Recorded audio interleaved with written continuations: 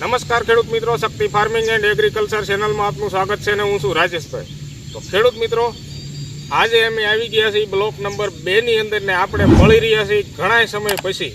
કારણ કે આ બ્લોકની અંદર બ્લોક નંબર 2 ની અંદર અમે પાયાનું ખાતર વાવતા અને વિડીયો બનાવ્યો હતો, ત્યાર પછી નહોતો બનાવ્યો અને ત્યાર પછીનું થયું એવું કે વાવણી અમારે ખૂબ જ વધારે મોડી થઈ। જેમ કે વાવણી અમારે 8 જુલાઈના દિવસે થઈ।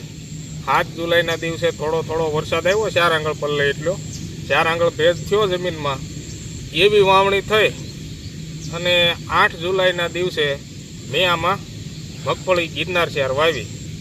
ઉગે એવું તો હતું નહીં, પણ પછી થોડુંક ઘાસચારા પૂરતું પાણી હતું, એ ઘાસચારો પાવાનું બંધ કર્યું અને મગફળીમાં ફુવારા પદ્ધતિથી ફુવારા થોડી વાર જવા દીધા, એટલે માથે હરોડું આવ્યું હોય એ રીતનું થયું, એટલે મગફળી ઉગી ગઈ। પણ અમુક જગ્યાએ ઓછો ફુવારો લાગ્યો હોય ત્યાં નહોતી ઉગી, એ પછી ઉગી।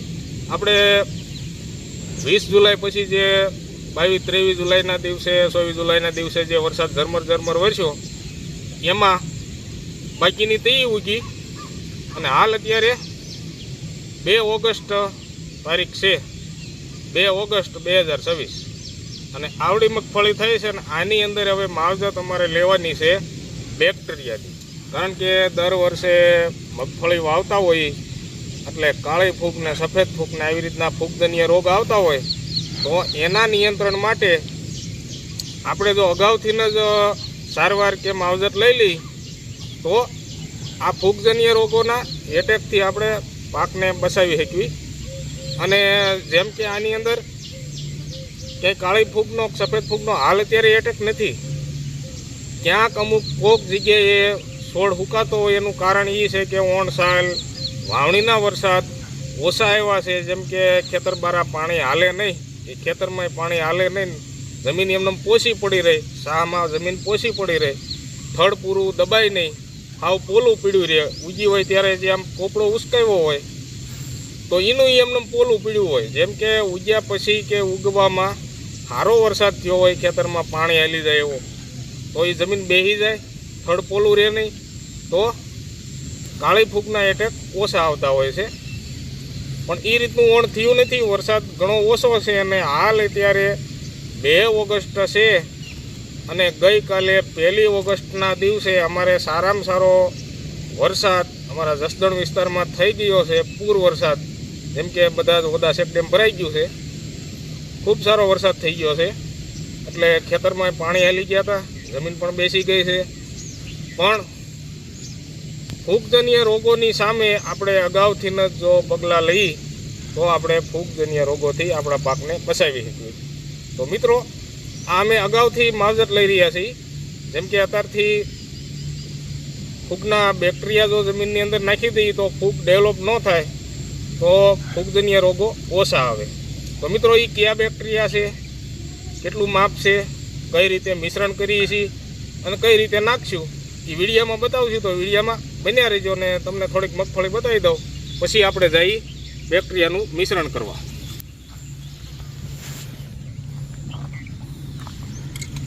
તો મિત્રો, અત્યારે આવી રીતની આ ગિરનાર શેર મગફળી થઈ ગઈ છે। હજી ફ્લાવરિંગનો સમય નથી, પણ તમને થડમાં થોડી ડાળીઓ ફૂટે છે આવી રીતની। આ એક જ છોડ છે, એક દાણો ઉગેલો સિંગલ છોડ, એની અંદર પણ ઘણી બધી ડાળી છે, 10 થી 15 ડાળી આજુબાજુ આ છોડની અંદર છે। હજી ડાળીઓની શરૂઆત એ ચાલુ જ છે બનવાની। જેમ કે આ તમને બતાવું, આ ડાળી જ ફૂટી રહી છે થળિયેથી। તો મિત્રો, સારો એવો છોડનો વિકાસ હોય ગિરનાર શેર મગફળીમાં તો 15 થી 20 ડાળી સુધી એક છોડની અંદર ડાળીઓ ફૂટે છે। અને એની અંદર જ્યારે ફ્લાવરિંગ આવે ત્યારે ફ્લાવરિંગ પણ ઘાટું આવે, એટલે આ ગિરનાર શેર મગફળીમાં ઉત્પાદન સારું આવે। તો મિત્રો, તમને થોડુંક ઝૂમ કરીને બતાવી દઉં, આવી રીતનું છે ને હાલ અત્યારે ઝરમર વરસાદ ચાલુ છે 2 ઓગસ્ટના દિવસે। એટલે કે ઝરમર વરસાદ ચાલુ હોય ને જો બેક્ટેરિયા જમીનમાં નાખી દઈએ તો સારું એવું કામ આપે, રિઝલ્ટ સારું એવું મળે। તો મિત્રો, હવે જઈને બતાવી તમને બેક્ટેરિયા અને બેક્ટેરિયા મિશ્રણ કરવાનું એ પણ બતાવશું. તો વિડીયામાં બન્યા રહીજો. તો મિત્રો હવે આવી ગયા છે બેક્ટેરિયા મિશ્રણ ભેળવવા માટે, અને આ બેક્ટેરિયા છે આ એગ્રીલેન્ડના મોનિટર એટલે કે ટ્રાયકોડર્મા વિરડી 5% જે આવે એ છે, અને દર વર્ષે અમે આ વાપરવી છે અને આમાં સારું એવું રિઝલ્ટ મળે છે, એટલે અમે આ વાપરવી છીએ. બેક્ટેરિયાનું કામ સારું છે. તો મિત્રો આની અંદર છે આવી રીતનો પાવડર. આ છે બેક્ટેરિયા પાવડર, એકદમ નોર્મલ બારીક. આની અંદર કોઈ ગાંગડીઓ નથી, એટલે કે આ ઓળની છાલમાં બનેલા તાજા, એટલે આની અંદર ગાંગડીઓ ન હોય, એટલે સારા એવા બેક્ટેરિયા પાવડર ગણાય. જેમ કે આ બનેલું છે 16 તારીખ 5મો મહિનો 2026, એટલે આ તાજા જ ગણાય.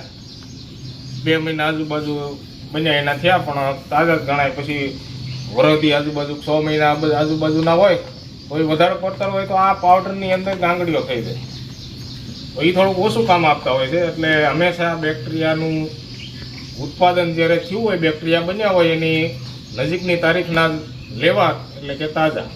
તો મિત્રો આ જે બેક્ટેરિયા પાવડર છે એ છે આ સેન્દ્રીય ખાતર, દેશી ખાતર નથી, સેન્દ્રીય ખાતર. કિસાન પાવર તમને બતાવી દઉં, જે અમે આ ઉનાળામાં પાયાના ખાતર તરીકે પાયામાં જ વાવ્યું હતું. ઓર્ગેનિક સેન્દ્રીય ખાતર કિસાન પાવર મિક્સ ખોળ, એ જ આ ખાતર અમે 3-4 બેગ વધારે લઈ લીધું હતું આ બેક્ટેરિયામાં મિશ્રણ કરવા માટે, એટલે એની સાથે બેક્ટેરિયા ભેળવી રહ્યા છે. તો મિત્રો આ છે ટ્રાયકોડર્મા વિરડી મોનિટર એગ્રીલેન્ડના. આ છે સફેદ ફૂગ માટેના બેક્ટેરિયા. જેમ કે સફેદ ફૂગના બેક્ટેરિયા આપણે અગાઉથી જ જો નાખી દઈએ તો જમીનની અંદર સફેદ ફૂગને પણ ડેવલપ થવા જ ન દે, એટલે કે સફેદ ફૂગ આવ્યા પહેલાં જો ઉપયોગ કરીએ તો સફેદ ફૂગ જમીનની અંદર બનવા જ ન દે. એ રીતનું કામ આપણે બેક્ટેરિયાનું અગાઉથી લઈએ તો સારું એવું રિઝલ્ટને ફાયદો મળે.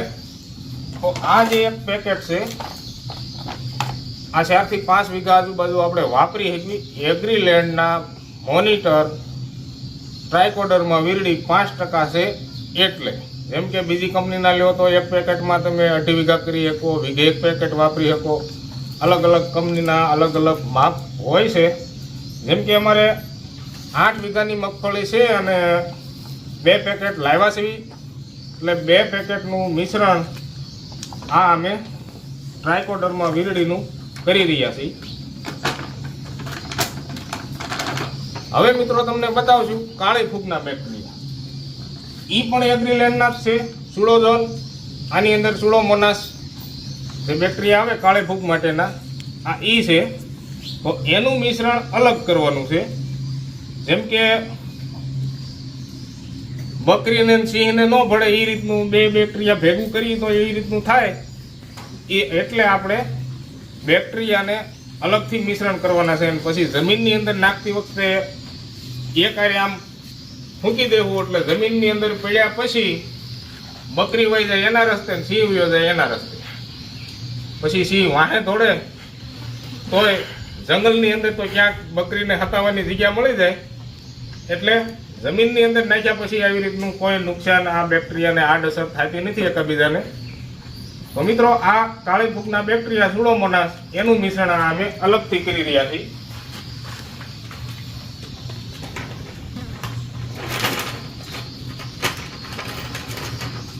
તો મિત્રો આ પેકેટ છે 500 ગ્રામનું, અને આમાં જે પેકેટ નાખ્યું ટ્રાયકોડર્મા વિરડીનું એ હતું 1 કિલોનું પેકેટ.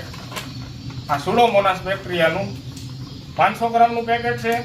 આ એક પેકેટમાં આપણે 2.5 વીઘા આજુબાજુ વાપરી શકીએ. આ પણ એગ્રીલેન્ડના સુડોમોનાસ બેક્ટેરિયા છે.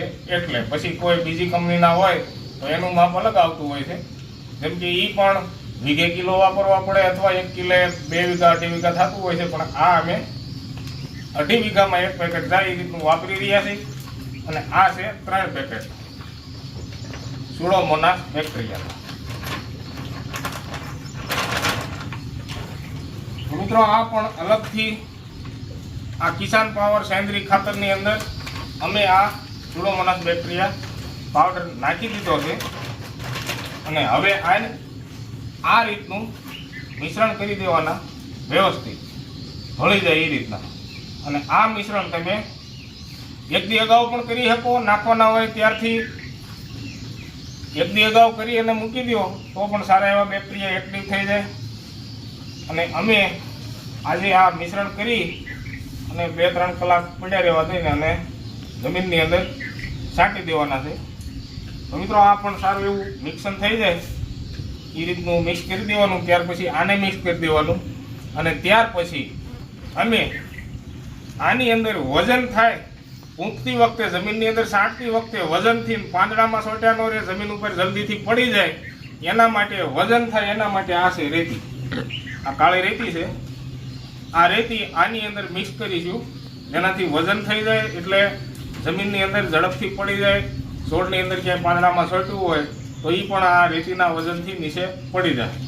તો મિત્રો આવી રીતનું અમે મિશ્રણ કરી લઈએ ત્યાર પછી જમીનની અંદર મગફળીમાં છાંટવા જઈશું તો એ પણ તમને બતાવશું કે આવી રીતે છાંટવાના બેક્ટેરિયા. તો મિત્રો વિડીયોમાં બન્યા રહેજો. તો મિત્રો બ્લોક નંબર 1 ની અંદર મગફળીમાં બેક્ટેરિયા નાખવાનું ચાલુ કરી દીધું છે. આ બ્લોક નંબર 1 ની અંદર આવી મગફળી છે. આ બ્લોક નંબર 1 છે. ઘાસચારાની બાજુમાંથી જ મગફળી વાવેલ છે. તો મિત્રો આવી રીતના આમ એક મુઠ્ઠી આ બાજુ ને એક મુઠ્ઠી આ બાજુ સરખી છાંટ લાગી જાય એ રીતના બેક્ટેરિયા નાખી રહ્યા છે. ને આ છે બ્લોક નંબર 1. આની અંદર પણ આવી માંડવી છે, જોઈ લો. તો મિત્રો બ્લોક નંબર 1માં આ જગ્યા ઉપર ઉનાળાની જુવાર વાવેલી હતી એટલે ઉનાળે થોડુંક પીત હતું એટલે અહીંયા થોડીક બ્લોક નંબર 2 કરતાં થોડીક નાની મગફળી દેખાય. વધારે નાની નથી પણ આપણે બ્લોક નંબર 2માં જોઈએ એના કરતાં થોડીક નાની છે જ અમથી. તો મિત્રો બાજુમાં ઘાસચારાની મકાઈ બ્લોક નંબર 1 ની અંદરની નિશાની, અમે ઘાસ વાઢવાળું નેપિયલ. તો મિત્રો આ છે બ્લોક નંબર 1 ને બ્લોક નંબર 2 ની અંદર પણ બેક્ટેરિયા નાખવાના છે અને બ્લોક નંબર 1 ની અંદર પણ નાખવાના છે. આવી રીતના બેક્ટેરિયા નાખી રહ્યા છે. ને હવે આની પછી કેવા રિઝલ્ટ મળશે એના પણ વિડીયો બતાવતા રહીશું. ને આ મગફળીની અંદર ગિરનાર શહેર મગફળીની અંદર જે માવજત લેશું એના વિડીયા આવતા રહેશે યુટ્યુબમાં. તો વિડીયો અમારા જોતા રહેજો.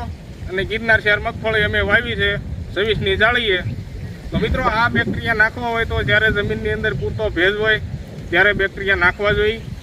અને વરસાદ વર્યો છે તો વરસાદનો હજી ભેજ છે કાં નાખી દેવાનો બેક્ટેરિયા. અને બેક્ટેરિયા નાખ્યા પછી જો માથે થોડું ઘણું વરસાદનું હળવળું છાંટા આવી ગયા હોય તો બેક્ટેરિયા સારું એવું કામ કરે. તો મિત્રો આપણે સમયસર જો બેક્ટેરિયાની માવજત લઈ લઈએ તો ફૂગજન્ય રોગોથી આપણી મગફળીને બચાવી શકીએ અને ફૂગજન્ય રોગો ન લાગે તો સારા એવા ઉતારા આવે મગફળીમાં. તો મિત્રો આવી જ રીતની માવજત અમે કરીએ છીએ અને જે માવજત કરશું એ વિડીયોમાં બતાવતા રહીશું. ને અમારા વિડીયા જોતા રહેજો. તો મિત્રો વિડીયો પૂરો કરવી એ પહેલાં બધા જ મિત્રોને જય શ્રી રામ, જય જવાન, જય કિસાન.